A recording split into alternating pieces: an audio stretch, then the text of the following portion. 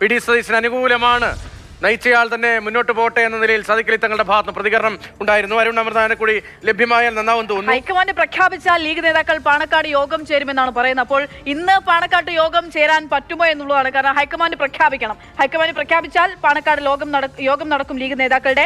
High command തീരുമാനത്തെ കാത്തിരിക്കുകയാണ് മുസ്ലിം league നേതാക്കൾ. ഹൈക്കമാൻഡ് പ്രഖ്യാപിച്ചാൽ ലീഗ് നേതാക്കൾ പാണക്കാട് യോഗം ചേരുമെന്ന പുതിയ വിവരം. ശേഷം സാദിഖ് അലി ശിഹാബ് തങ്ങൾ പാർട്ടിയുടെ നിലപാട് വ്യക്തമാക്കും. പൊതുവികാരം വി.ഡി. സതീശന് അനുകൂലമാണെന്ന് ലീഗ് നേരത്തെ അറിയിച്ചിരുന്നു. ഉപതെരഞ്ഞെടുപ്പ് ഒഴിവാക്കണം എന്തായിരുന്നു ലീഗ് നേതാക്കൾ കോൺഗ്രസ് നിരീക്ഷകരെ അറിയിച്ചത് എന്ന വാർത്തയും വന്നിരുന്നു. അപ്പോൾ അങ്ങനെ ഉപതെരഞ്ഞെടുപ്പ് ഈ തെരഞ്ഞെടുപ്പ് നടന്ന സമയം മുതൽ തുടങ്ങിയതാണ് ഈ മുഖ്യമന്ത്രിയുമായി ബന്ധപ്പെട്ടുള്ള ചർച്ച. ആ ചർച്ചാ സമയത്തൊക്കെ ഹൈക്കമാൻഡ് തീരുമാനമെന്തോ അത് കോൺഗ്രസിന്റെ തീരുമാനമാണ്, അതിനൊപ്പം ഞങ്ങൾ നിൽക്കും. ലീഗ് യാതൊരു തരത്തിലും പ്രശ്നങ്ങൾ ഉണ്ടാക്കുന്ന രീതിയിലേക്കൊരു പ്രതികരണത്തിലേക്ക് ഒന്നും ലീഗ് നേതാക്കൾ കടന്നിരുന്നില്ല. ഇപ്പോഴെന്തായാലും ലീഗ് ആ കാര്യം കഴിഞ്ഞ ദിവസം ഹൈക്കമാൻഡ് നിരീക്ഷകർ കേരളത്തിലെത്തിയപ്പോൾ വ്യക്തമാക്കിയതാണ്. ഉപതെരഞ്ഞെടുപ്പിനുള്ള സാധ്യത അത് കെ.സി. വേണുഗോപാൽ ആകുമ്പോൾ മാത്രമേ ഉപതെരഞ്ഞെടുപ്പ് സംസ്ഥാനത്ത് നടത്തേണ്ടതുള്ളൂ. അപ്പോൾ അതിനുള്ള സാധ്യത അത് ഒഴിവാക്കണം, ഉപതെരഞ്ഞെടുപ്പ് വീണ്ടും നടത്തേണ്ടത് എന്നുള്ള ലീഗ് നേരത്തെ തന്നെ വ്യക്തമാക്കിയതാണ്. എന്തായാലും പാണക്കാട് യോഗം അല്പസമയത്തിനകം ചേരും. അല്പസമയമല്ല, ഈ യോഗം എപ്പോൾ അവസാനിച്ച് എപ്പോൾ ഹൈക്കമാൻഡ് ഒരു പ്രഖ്യാപനം നടത്തുന്നുവോ അപ്പോൾ പാണക്കാട് ലീഗിന് യോഗം ചേരുമെന്നുള്ളതാണ്. അരുൺ അമൃതാദ്രി നമ്മൾ പ്രതീക്ഷിക്കുകയാണ്. ബി ബാലഗോപാൽ ഇപ്പോൾ വിവരങ്ങളുമായി തുടരുന്നുണ്ട്. നോക്കൂ, നമ്മുടെ ക്യാമറ കണ്ണ് അവിടെ ആ ഡോറിന് മുൻപിലേക്ക് തന്നെ ഫോക്കസ് ചെയ്ത് നമ്മൾ അവിടെ കാത്തിരിക്കുകയാണ്. എപ്പോഴാ പ്രഖ്യാപനം വരുമെന്ന് ഓർത്തുകൊണ്ട് കാത്തിരിക്കുന്നു. എപ്പോഴാണ് ഉണ്ടാവുക എന്നുള്ളതാണ്. അതേസമയം KPCC ആസ്ഥാനത്തേക്ക് എത്തുന്ന ആളുകളുടെ എണ്ണം ഇങ്ങനെ കൂടിക്കൊണ്ടിരിക്കുകയാണ്. കൂടുതൽ പ്രവർത്തകർ നേതാക്കളൊക്കെ എത്തിക്കൊണ്ടേ ഇരിക്കുന്നു. ഇന്ന് തന്നെ രതീഷ് എന്താ പ്രതീക്ഷിക്കുന്നത്? ഇന്ന് തന്നെ ഒരു പ്രഖ്യാപനത്തിലുള്ള സാധ്യതയുണ്ട്. പക്ഷെ അത് രാത്രി അല്പം വൈകുമോ എന്നതാണ് എനിക്കിപ്പോൾ ഈ ചർച്ചകളുടെ സ്വഭാവം കാണുമ്പോൾ ഇത്രയധികം വൈകുമ്പോൾ തോന്നുന്നത്.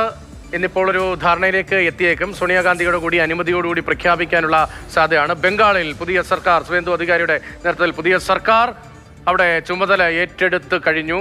തമിഴ്നാട്ടിൽ സർക്കാർ രൂപീകരണത്തിലുള്ള കേവല ഭൂരിപക്ഷത്തിലേക്ക് പ്രതിസന്ധികൾക്കിടയിലും വിജയ് എത്തിയെന്ന വാർത്തയാണ് കഴിഞ്ഞ മണിക്കൂറിൽ നമ്മൾ പങ്കുവച്ച. ലീഗിന്റെ ഉൾപ്പെടെ പിന്തുണ ഉറപ്പാക്കിയിരിക്കുന്നു. അവിടെ വിജയും സർക്കാർ രൂപീകരിക്കുകയാണ്. കേരളത്തിൽ അധികം നീട്ടിക്കൊണ്ടുപോകാൻ കഴിയില്ല. മാത്രമല്ല മിന്നും ജയമാണ്. ഒരു നേരിയ ഭൂരിപക്ഷത്തിൽ വന്ന സർക്കാരിന്റെ സ്റ്റെബിലിറ്റി സംബന്ധിച്ചുള്ള ഒരു തരത്തിലുള്ള ആശയക്കുഴപ്പവും ഇല്ലാത്ത സമയത്താണ് മിന്നും ജയം നൽകിയിരിക്കുകയാണ്. ആ മിന്നും ജയത്തിൽ എന്ത് നിലപാട്, ആര് മുഖ്യമന്ത്രി എന്ന ചോദ്യത്തിന്റെ ഉത്തരമാണ് ഇനി അറിയേണ്ടത്.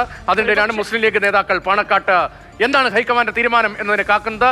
ഇന്ന് തന്നെ യോഗം ചേരാനുള്ള ഒരുക്കങ്ങൾ പാണക്കാട്ടും നടക്കുകയാണ് പ്രഖ്യാപനത്തിന് ശേഷം.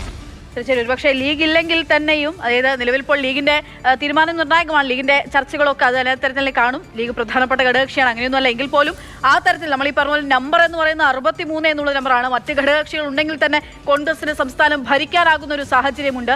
UDFന് ആ തലത്തിലേക്ക് ഭരിക്കാനാവുന്ന സാഹചര്യമുണ്ട്. അത്രയും മിന്നുന്ന വിജയമാണ് നേടിയെടുത്തത്. ഒരു 10 വർഷത്തെ കാത്തിരിപ്പായിരുന്നു.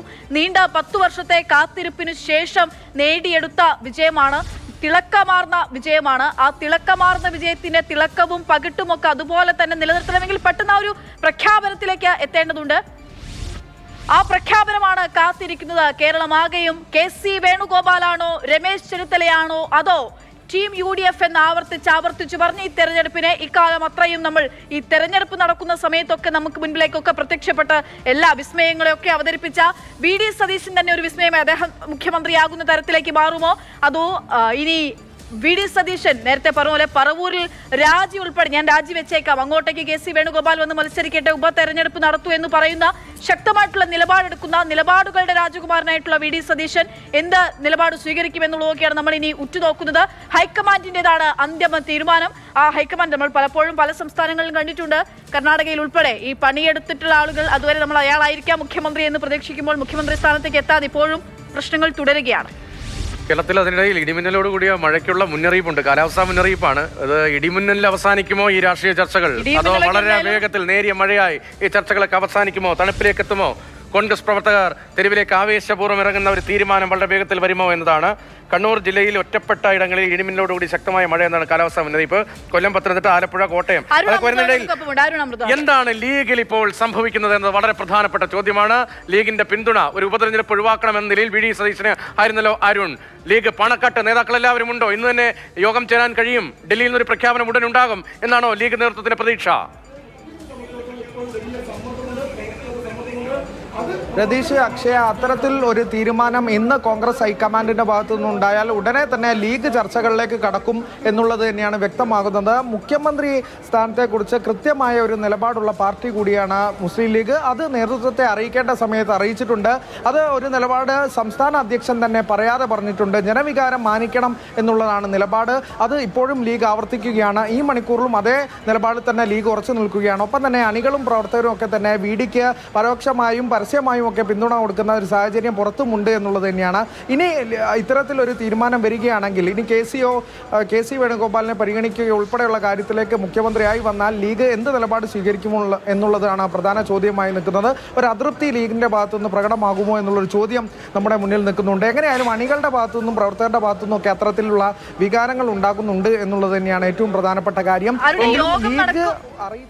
യോഗം നടക്കുമെന്നുള്ള വിവരം നൽകുന്നു. ഈ യോഗം ഇന്ന് നടക്കുമോ ഇല്ലയോ എന്നുള്ള ഒരു വിവരം നമുക്ക് ലഭ്യമായാൽ ഹൈക്കമാൻഡിന്റെ തീരുമാനം ഇന്നുണ്ടാകുമോ ഇല്ലയോ എന്നുള്ളത് കൂടി നമുക്ക് എളുപ്പത്തിൽ അറിയാൻ സാധിക്കുന്ന കാര്യമാണ്. അങ്ങനെ എന്ത് അറിയിപ്പാണ് ഇപ്പോൾ ലീഗിൽ നിന്ന് ലഭ്യമായിരിക്കുന്നത് ഈ പാണക്കാട് നടക്കുന്ന യോഗത്തെ പറ്റി? അത് ഹൈക്കമാൻഡിന്റെ തീരുമാനം അനുസരിച്ചായിരിക്കും എന്നുള്ളത് തന്നെയാണ് അക്ഷയ വ്യക്തമാക്കിയിട്ടുള്ളത്. ഹൈക്കമാൻഡ് എന്ത് തീരുമാനം ഇന്ന് പ്രഖ്യാപനം ഉണ്ടായാൽ ഉടനടി തന്നെ ലീഗ് ചർച്ചകളിലേക്ക് കടക്കും. ലീഗിന്റെ നിലപാട് അപ്പോൾ തന്നെ സംസ്ഥാന അധ്യക്ഷൻ പാണക്കാട് സാദിഖ് അലി ശിഹാബ് തങ്ങൾ വ്യക്തമാക്കുമെന്നുള്ളതാണ്. ലീഗിന്റെ നിലപാട് ഏത് തരത്തിലാണ് അത് ഹൈക്കമാൻഡും കോൺഗ്രസ് നേതൃത്വവും പരിഗണിച്ചത് എന്നുള്ളത് തന്നെയാണ് മിക്കവാറും ലീഗ് എന്തായാലും ലീഗ് അത് പരിഗണിക്കുന്നത്.